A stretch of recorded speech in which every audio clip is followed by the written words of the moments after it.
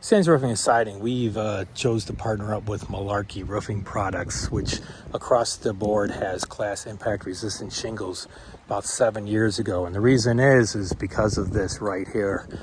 A week ago, Orland Park got hit with 1.25, 1.5, maybe even some 2-inch hail. And the only thing that got damaged on this Malarkey Vista class 4 impact resistant roof was the soft metals.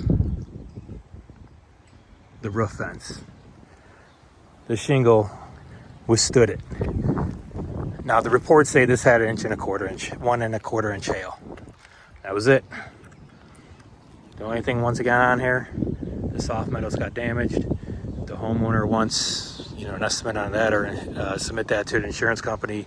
He could choose to do that to replace those soft metals. But if you choose the right contractor that's conscious about yourself and the money you spend and your insurance and the sustainability, you won't have to live through replacing your roof more often than not. So once again, if you want a conscious contractor that uses great products like Malarkey Roofing Products, give Sands Roofing and Siding a call.